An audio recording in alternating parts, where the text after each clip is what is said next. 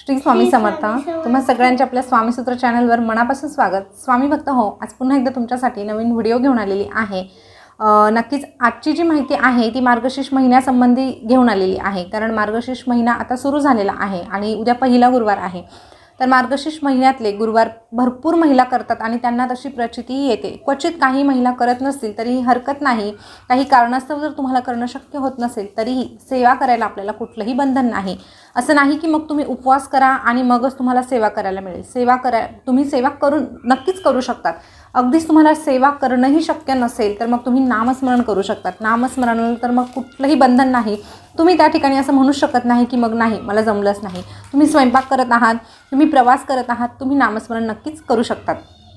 तर असो, ह्या गुरुवारी आपल्याला काही कामं आहे ती आवर्जून करायची आहे. प्रत्येक गुरुवारी करायची आहे. आता यापैकी बरेचशी कामं तुम्हाला माहीत आहे, कारण भरपूर व्हिडिओ आपण त्यासंबंधी बनवलेले आहे आणि त्याचं महत्त्वही सांगितलेलं आहे. पण तरीही गुरुवार निमित्त आवर्जून त्या गोष्टी सांगाव्याशा वाटतात, कारण आज जर तुम्हाला आठवण करून दिली तर नक्कीच उद्या त्या गोष्टी तुमच्या लक्षात राहणार आहे. आणि प्रत्येक गुरुवारी तुम्ही ह्या गोष्टी करून बघा. नक्कीच आपल्या आयुष्यामध्ये लक्ष्मी मातेचा, भगवानना म्हणजे विष्णूचा आशीर्वाद आपल्या पाठीशी कायम राहणार आहे. आणि गुरुवार म्हटलं तर आपण स्वामींच्या सेवा भरभरून करतच असतो.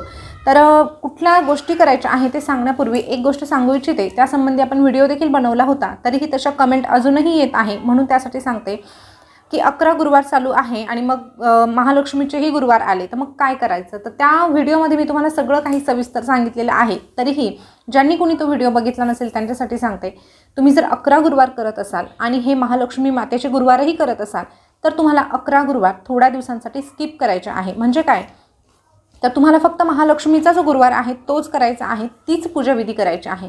तुम्हाला 11 गुरुवार पकडायचा नाही. पण सेवा मात्र तुम्हाला करायची आहे. म्हणजे जे काही सारामृत वाचणं, तारक मंत्र म्हणा, ज्या गोष्टी आहे गुरुवारच्या त्या तुम्हाला करायच्या आहेत. पण तो गुरुवार आपल्याला पकडायचा नाही, कारण 2 उपवास आपण एकाच दिवशी करू शकत नाही. एक प्रकारे तो शॉर्टकट मारल्यासारखं होतं. त्यामुळे ही जर शंका तुम्हाला असेल तर ती आत्ताची आता तुमच्या मनातून ती काढून टाका. तर असो, आता कुठली कामं करायची आहे ते सांगते. तर उद्या पहिला गुरुवार आहे. प्रत्येक महिलेचा मूड म्हटलं तर उद्यापासून अगदी आनंदात राहणार आहे, कारण हे गुरुवार म्हणजे खूप असे प्रसन्न करून जाणारे आहे. त्यामुळे प्रत्येक महिलेला खूप प्रसन्न वाटत असतं. आता पूजा मांडणी कशी करायची असते अगदी थोडक्यात सांगते, अजिबात जास्त वेळ नाही घेणार. तर आता बऱ्याच महिला वर्षानुवर्षे हे व्रत करत आहे, त्यामुळे त्यांना ठाऊक आहे. पण झालं काय ना, की काळानुसार प्रत्येकाची पूजाविधी बदलत चाललेली आहे. मग काही जण मुखवटे लावतात, काही जण जास्त सजावट करतात आणि मग ज्यांची पद्धत सोपी असते त्यांना असं वाटतं की बापरे, मग आपलं कुठेतरी चुकतं का. तर नाही, तुमचं काहीही चुकत नाही. मूळ प्रथा अशीच सुरू झालेली आहे की पूजा मांडणी ही साध्या सोप्या पद्धतीने असते. पण मग हळूहळू आवडीनिवडी बदलत गेल्या. प्रत्येकजण त्याच्या पद्धतीने पूजा मांडणी करू लागलं. त्यामुळे ह्या गोष्टींना फारसं महत्त्व द्यायचं नाही. आपण व्रत किती मनापासून करतो याला महत्त्व द्यायचं आहे. तर एक चौरंग किंवा पाट मांडायचं आहे. त्यावर पिवळं किंवा लाल रंगाचं किंवा गुलाबी रंगाचं आसन आपल्याला टाकायचं आहे, वस्त्र टाकायचं आहे. त्यानंतर त्यावर मध्यभागी लक्ष्मी मातेचा फोटो ठेवायचा आहे. त्याच्या थोडंसं बाजूला आपल्याला कलश स्थापन करायचा आहे. तर खाली तांदूळ ठेवायचे, म्हणजे थोडेसे तांदूळ टाकायचे. तांदळावर आपल्याला तांब्या ठेवायचा. तर तांब्यामध्ये 1 रुपयाचं नाणं, 1 सुपारी, हळदी कुंकू आणि अक्षता हे सगळं काही टाकायचं आहे. त्यानंतर ह्या तांब्याला आपल्याला 5 बोटं उमटवून घ्यायचे आहे, रेषा मारायच्या आहे. ते मारत असताना खालून वरती अशा पद्धतीने मारायचं आणि मध्यभागी स्वस्तिक काढायचं. आता ह्या तांब्यावर आपल्याला श्रीफळ ठेवायचं, म्हणजे नारळ. पण नारळ ठेवण्यापूर्वी आपल्याला आंब्याची 5 पानं, अशोकाची 5 पानं किंवा मग काही ठिकाणी प्रत्येक फळाची वेगवेगळी अशी 5 पानं घेतली जातात. तुमच्या पद्धतीने जसं तुमच्याकडे असेल तशा पद्धतीचे 5 पानं तुम्हाला घ्यायचे आहे आणि त्यावर श्रीफळ ठेवायचं आहे. आता हे एवढं झाल्यानंतर आपल्याला गणपतीची स्थापना करायची आहे, कारण गणपती बाप्पांशिवाय कुठलीही पूजा पूर्ण होत नाही. तर गणपतीची मूर्ती असेल तर तुम्ही 2 आंब्याची किंवा मग आपली जी नागिलीची पानं असतात ना ती घ्यायची. त्यावर 1 रुपया ठेवायचा आणि गणपती ठेवायचा. गणपती नसेल तर सुपारी ठेवा. एवढीच पूजा मांडणी असते. या व्यतिरिक्त काहीही नाही. या व्यतिरिक्त अजून काय करता येतं, तर तुमच्याकडे श्रीयंत्र असेल तर श्रीयंत्र ठेवा. काहींकडे गजांत लक्ष्मी असते तर ते गजांत लक्ष्मी पण ठेवता. पण हे कंपल्सरी नाही. तुमच्याकडे असेल तर ठेवा, नसेल तर एवढी पूजाची अगोदर सांगितली तीच महत्त्वाची आहे. मुखवटा लावतात, मग लावला नाही तर मग काय होईल असं अजिबात नाही. तुमची सोप्या पद्धतीने जी पूजा आहे ती अगदी उत्तम आहे. आता असो, हे इथपर्यंत समजलं तर आता आपण मेन मुद्द्याकडे वळूया. थोडासा विषय भरकटला पण ते सांगणं गरजेचं होतं. तर आता सगळ्यात महत्त्वाचं पहिलं काम आपल्याला जे करायचं आहे ते सकाळी लवकर उठून आपल्याला घर स्वच्छ करून अंघोळ करून घ्यायची आहे. अंघोळ झाल्या एक काम करायचं ते असं की आपल्या मुख्य दरवाजाकडे जायचं आहे. मुख्य दरवाजा उघडल्या सर्वप्रथम उंबरठ्यावर थोडंसं पाणी शिंपडायचं आहे, जे की आपण रोज करायला हवं, मागच्या व्हिडिओमध्ये सांगितलेलं आहे. आता त्यानंतर आपला उंबरठा पुसून घ्यायचा आहे आणि मुख्य दरवाजा पुसून घ्यायचा आहे.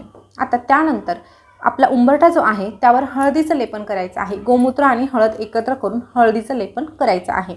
हळदीचं लेपन करून झाल्यानंतर त्यावर लक्ष्मीची पावलं काढायची आणि स्वस्तिक काढायचं रांगोळीने. आता तुमच्याकडे ऑलरेडी चिटकवलेले असतील प्लास्टिकचे, असू द्या, हरकत नाही. शक्यतो प्लास्टिकचे चिटकवू नका, पण असतील तर राहू द्या, जाऊ द्या. तरीही आपल्याला रांगोळीने काढायचेच आहे. आता हे काढून झाल्यानंतर त्यावर हळदी कुंकू व्हायचं. आता यायचं मुख्य दरवाजावर. मुख्य दरवाजावर आपल्याला शुभ आणि लाभ हे 2 शब्द लिहायचे आहे. तेही प्लास्टिकमध्ये चिटकवलेले असतील तर तसेच राहू द्या, पण तरीही आपल्याला हळदी कुंकवाने ते काढायचे आहे. हळदी कुंकवाने शुभ लाभ काढायचा आणि स्वस्तिक काढायला विसरायचं नाही. हे झालं सगळं काही मुख्य दरवाजाचं. आता घरात आल्यावर तुपाचा दिवा प्रज्वलित करायचा आणि तो सर्वप्रथम मुख्य दरवाजावर उंबरठ्याच्या बाजूला उजव्या बाजूला म्हणजे कसं, आपण जेव्हा आत प्रवेश करतो ना तेव्हा आपली उजवी बाजू पकडायची. आत प्रवेश करतानाची उजव्या बाजूला आपल्याला तुपाचा दिवा लावायचा आहे.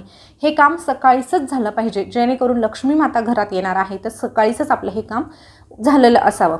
हे सगळ्यात महत्त्वाचं काम आहे. आता तुपाचा दिवा लावल्यानंतर जी तुमची महालक्ष्मीची जी गुरुवारची जी पूजा मांडणी आहे ती तुम्ही सकाळीही करू शकतात. काही जण दुपारी करतात, काही जण अगदी संध्याकाळी देखील करतात, पण शक्यतो तुम्ही सकाळी पूजा मांडणी करून ठेवा. एकदा की पूजा मांडणी झाली की मग तुम्हाला वाचन जेव्हा करायचं तेव्हा तुम्ही करू शकतात, पण पूजा मांडणी मात्र सकाळी करा. देवपूजा तर रोजच्या प्रमाणे करून घ्यायची आहे, अशी मांडणीही आपल्याला करून घ्यायची आहे.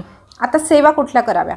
आता हे बघा, सेवा करण्याच्या अगोदर अजून एक काम, तुळशीजवळ जायचं आहे. तुळशीला आपण रोजच जल अर्पण करतो. गुरुवार आहे त्यामुळे आपल्याला थोडंसं दूधही अर्पण करायचं आहे. तुळशीजवळ देखील आपल्याला लक्ष्मीची पावलं काढायची आहे आणि स्वस्तिक काढायचं आहे. आता आपण स्वस्तिक कुठे कुठे सांगितले? मुख्य दरवाजावर. दुसरं कुठे सांगितलं? तुळशीजवळ. आणि तिसरं स्वस्तिक आपल्याला अजून एका ठिकाणी काढायचं. ते कुठे? तर आपल्या किचनमध्ये यायचं आहे. किचनमध्ये अन्नपूर्णा मातेचा वास असतो. आता देवघरामध्ये जरी अन्नपूर्णा असली तरीही तिचं जे स्थान आहे ते मूळ आपल्या किचनमध्येच असतं. तर आपल्याला आपली जी शेगडी आहे ना तिथे एक स्वस्तिक काढायचं आहे. शेगडीवर तुम्ही काढा किंवा मग टाईल्स असते ना टाईल्सवर काढायचं आहे. दोनही ठिकाणी काढलं तरीही चालणार आहे. अशा पद्धतीने आपल्याला उद्याच्या दिवशी 3 स्वस्तिक, मुख्य दरवाजा, तुळस आणि आपला किचन ओटा किंवा मग गॅस शेगडी अशा ठिकाणी स्वस्तिक काढायचं आहे. आता हे सगळं करून झाल्यानंतर विषय येतो तो सेवेचा. सेवा कुठल्या कराव्या? तर उद्याच्या दिवशी आवर्जून करण्यासारख्या सेवा म्हणजे आपल्याला कुंकुमार्चन करायचं आहे. 16 वेळेस श्रीयंत्रावर किंवा 1 रुपयाच्या नाण्यावर किंवा देवीच्या टाकावर आपल्याला 16 वेळेस श्रीसूक्त म्हणायचं आहे आणि कुंकुमार्चन करायचं आहे. हे झालं पहिलं. त्यानंतर आपल्याला 11 वेळेस महालक्ष्मी अष्टकम म्हणायचं आहे. ते तुम्हाला त्याच पुस्तकात जी गुरुवारची पोथी आहे ना त्यात मिळून जाईल. त्यात नसेल तर मग मोबाईल आहे, मोबाईलवर तुम्ही अष्टकम असं महालक्ष्मी अष्टकम टाकलं तर त्यावरही तुम्हाला बघायला मिळेल. महालक्ष्मी अष्टकम आपल्याला 11 वेळेस म्हणायचं आहे. त्यानंतर गुरुवार म्हटलं तर विष्णू भगवानांचा देखील वार असतो आणि महालक्ष्मीची पूजा करायची आणि विष्णू भगवानांना विसरायचं असं चालत नाही ना.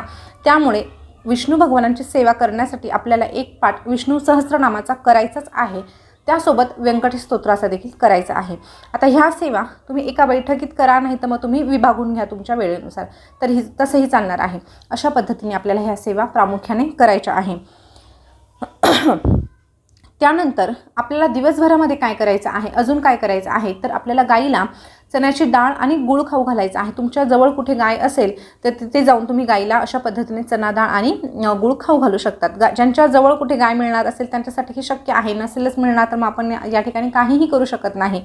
त्यानंतर आपल्याला शक्य असेल तर ह्या दिवशी पिवळ्या वस्तूंचं किंवा मग पांढऱ्या वस्तूंचं दान करायचं आहे. दोनही वस्तूंचं दान केलं तर उत्तम आहे. पिवळ्या वस्तूंमध्ये चणा डाळ येते, मुगाची डाळ येते किंवा मग अजून भरपूर अशा पिवळ्या रंगाच्या वस्तू येतात. वस्त्र तुमची म्हणजे आपली प्रत्येकाची आर्थिक परिस्थितीवर डिपेंड असतात. जसं तुम्हाला जमणार आहे तसं तुम्ही दान करू शकतात. पण महालक्ष्मीचे उपवास असल्यामुळे आपण पांढऱ्या वस्तूंचं देखील दान करू शकतो. तर तुम्ही तांदळाचं दान करू शकतात, साखरेचं करू शकतात, सफेद रंगाच्या वस्तूचं तुम्हाला दान करता येणार आहे. तर ह्या प्रामुख्याने आपल्याला ह्या दिवशी ह्या अशा गोष्टी करायच्या आहे. त्यानंतर संध्याकाळच्या वेळेस आपल्याला अजून एक काम करायचं आहे. हे बघा, सकाळी आपण मुख्य दरवाजावर तुपाचा दिवा लावला, तसंच आपल्याला संध्याकाळी देखील लावायचा आहे. तुपाचाच लावायचा आहे, असली तुपाचाच दिवा लावायचा आहे. आता मुख्य दरवाजावर 2ही वेळेस दिवा लावायचा. त्यानंतर देवघरामध्ये देखील आपल्याला तुपाचा दिवा, फुलवाती मिळतात ना, त्या फुलवाती लावायच्या आणि त्यामध्ये आपल्याला 2 लवंग जाळायचे आहे. आता हा मागे आपण जेव्हा सांगितलं ना, तेव्हा बऱ्याच जणांनी शंका विचारली की त्या लवंगात तशाच राहतात. तर हे बघा, जेव्हा तुम्ही तेलाचा दिवा लावाल ना, किंवा मग साधी तुपाचाच दिवा पण आपण साधी वात जर लावली तर मग त्या ज्या लवंग आहे त्या तशाच राहणार. पण जर तुम्ही फुल वात लावली ना, तर त्या लवंगा देखील जळून जाणार आणि त्या जळणं गरजेचं असतं. पण नाहीच जळाल्या तर ही टेन्शन घेऊ नका, मग त्यानंतर तुम्ही ते निर्माल्यात टाकून देऊ शकतात. तर अशा पद्धतीने आपल्याला ही सगळी कामं ह्या दिवशी करायची आहे, म्हणजे गुरुवारच्या दिवशी करायची आहे. तर स्वामी भक्त हो, आता राहिला प्रश्न शेवटचा, नैवेद्य काय ठेवायचा. तर हे बघा, लक्ष्मी मातेला खीर अतिशय प्रिय आहे, हे आपल्या सगळ्यांना जरी ठाऊक असलं तरीही या व्यतिरिक्त तुम्ही सफेद रंगाची मिठाई देखील म्हणजे नैवेद्यासाठी ठेवू शकतात. त्यासोबतच पिवळ्या रंगाच्या देखील मिठाईचा तुम्ही वापर करू शकतात. पिवळ्या रंगाचा मिठाई म्हणजे तुम्ही बाहेरूनच आणा असं नाही, तुम्ही घरातही बनवू शकतात. खीर बनवू शकतो. पिवळ्या रंगाचं म्हटलं तर आपण बेसनाचे लाडू बनवू शकतो. अशा पद्धतीने आपल्याला नैवेद्य करता येणार आहे. तर पिवळ्या आणि सफेद रंगाचा जास्तीत जास्त वापर करावा. स्वामी भक्त हो, अशा पद्धतीने आपल्याला हा मार्गशीर्ष महिन्यातला जो गुरुवार आहे तो अशा पद्धतीने साजरा करायचा आहे. बघा, यापैकी शक्यतो सगळ्याच गोष्टी म्हणजे ज्या सांगितल्या आहे त्या करणं गरजेचंच आहे. तरीही एखादी 2 इकडे तिकडे झाली तर फार टेन्शन घेऊ नका, पण पुरेपूर करण्याचा प्रयत्न करा, एवढीच तुम्हाला विनंती करते आणि आजचा व्हिडिओ या ठिकाणी थांबवते. तुम्हाला जर काही शंका असतील तर कमेंटमध्ये नक्की विचारा. मासिक धर्म जर उद्या कोणाला पहिल्या गुरुवारी जर आला असेल तर मग तुम्ही उपवास करू शकतात, फक्त पूजा होणार नाही. पुढच्या गुरुवारी तुम्ही नक्कीच पूजा करू शकतात. पुन्हा भेटूया नवीन व्हिडिओ सोबत. तोपर्यंत बोलत राहा. श्री स्वामी समर्थ. जय जय स्वामी समर्थ. धन्यवाद.